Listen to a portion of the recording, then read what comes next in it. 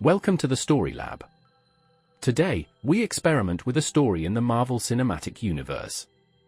Specifically, we will look at a story for the new Captain America, Sam Wilson, who formerly was the Falcon.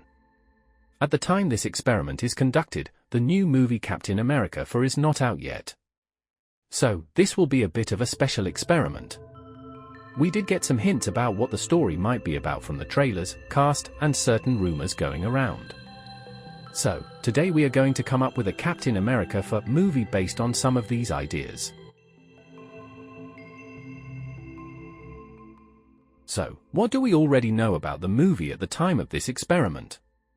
From the trailer we get quite a bit of information. We know that Thunderbolt Ross, who we know from previous movies, is now the President of the United States of America. We also know he will turn into the Red Hulk. We see an attack on the President by a brainwashed Isaiah Bradley, and that Sam Wilson will later talk to Isaiah. In addition, Captain America will be caught without his wings somewhere. Captain America gets a team of fighters, including a new Falcon. The world is on the brink of war and the Serpent Society is a thing. In addition, we know from the casting news that the leader will be in the movie. But that's not all.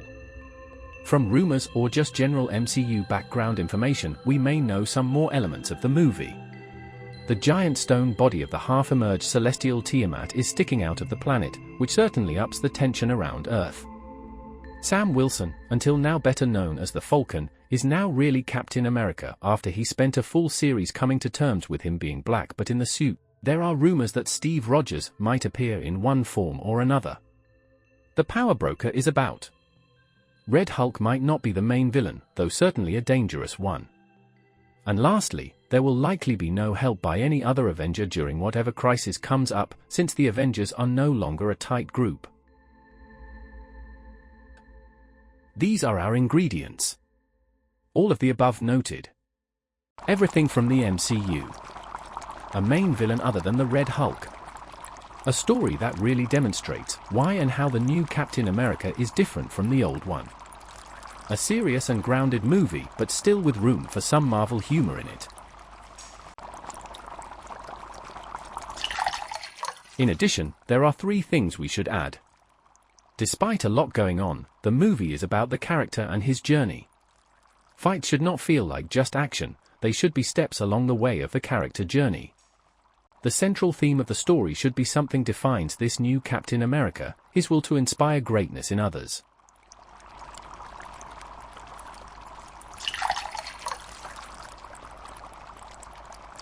Okay, let's analyze.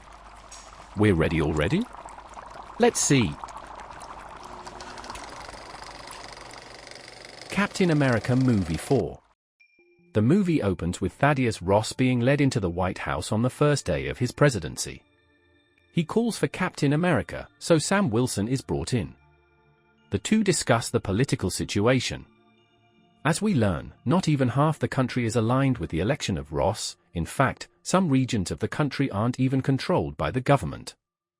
The world is still massively shaken up by the blip, with thousands not having homes and jobs. Sam's efforts to demand a betterment have not yet led to anything, and the emergence of new threats all around the world, the return of underground leaders, the dealings of the Power Broker and the literal emergence of Tiamat, have destabilized everything. Currently there are several major sections in control of the USA. 1. The government. 2. A malicious religious group that worships Tiamat. 3. The Serpent Society, led by a dangerous assassin or terrorist, depending on who you ask. And 4. A cartel led by some empowered individuals with a fair and charismatic scientist as their leader, simply known as the Leader. Ross intends on restoring some order and asks Captain America to help him in the name of their country. Sam is reluctant since he doesn't really like Ross after the whole Avengers Civil War thing. In fact, he sympathizes more with the unknown leader because he is actually doing something. So, he says he'll think about it and returns to his base of operations. There, we meet Sam's new team. There is Torres, his old friend and tech guy, working on the Falcon wings, as well as 3 former SWORD agents. Their organization had been dismantled, but they had decided to stick with Captain America. There are 2 geeks and a well-trained special agent. One of the geeks also happens to be a superfan of Captain America, having created multiple replica Captain America shields that he presents to Sam, who isn't happy about that though. In fact, Sam is quite conflicted with his identity as Captain America. He had taken this role to keep the righteous cause going, but isn't sure whom he should be serving. After all, America isn't really America anymore, split as it is. Meanwhile, Ross is giving a speech somewhere and is attacked by a superpowered man, none other than former super soldier Isaiah Bradley. The president is saved, not least thanks to his ex-Black Widow assassin bodyguard, and Isaiah is captured. Sam is called in to speak to him, but Isaiah claims to have no memory of what happened and wouldn't ever attack the president. Sam is in doubt. Ross and his people decide to blame the attack on the Serpent Society, to get rid of them and to bring Captain America to their side for good. They fake some evidence implying that the head of the Serpent Society was the one planning the attack and present it to Sam Wilson.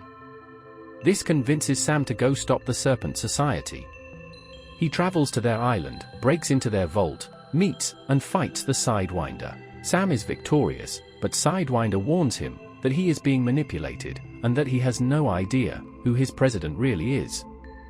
Sam still brings Sidewinder in, but is shaken up by the statement. He tries talking to Ross about it, but the president brushes it off. Instead, Ross has a new mission for Sam: stop the religious guys from trying to revive Tiamat with some weird crystal they found. Again, Sam agrees that this is a danger he has to take care of and even takes Torres as the new Falcon along to help. They stop the fanatics and prevent the revival. Thus, they return home and Sam is almost certain that he has now taken the right path. Ross plans to make a speech, congratulating Sam and his team for taking down not one but two of the shadow governments.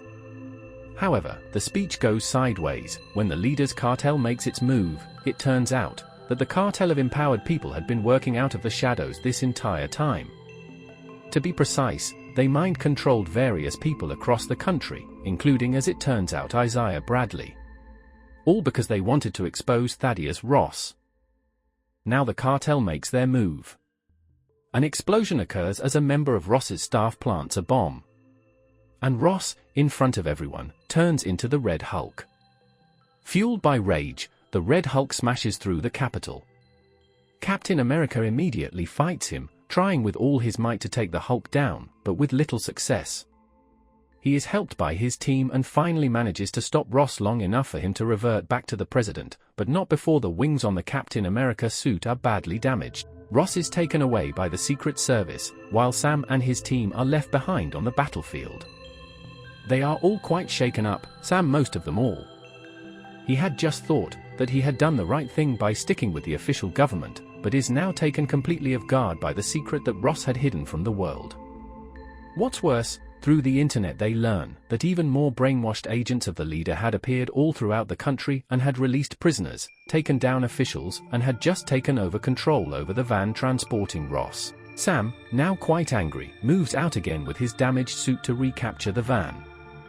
However, he is instead engaged by Isaiah and Sidewinder, who nearly kill Sam, until he is saved at the last second by Torres.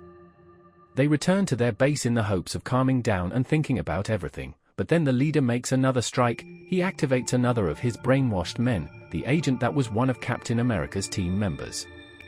He tries to kill Sam and destroys the team's infrastructure before being captured by the team. It is now that they all learn what is really going on. The leader is not a charismatic young scientist, that is just a holographic disguise.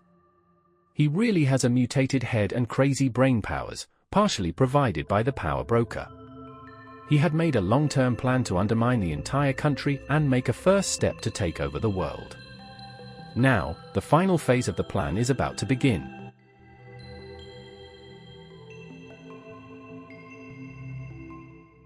Sam has to get quite violent to press this bit of information out of his former friend, but finally he does learn what the last step of the plan is. The leader wants to distract the military and police forces, as well as Sam himself, by trying to revive Tiamat with the crystal from earlier, that he now possessed thanks to brainwashing the right people.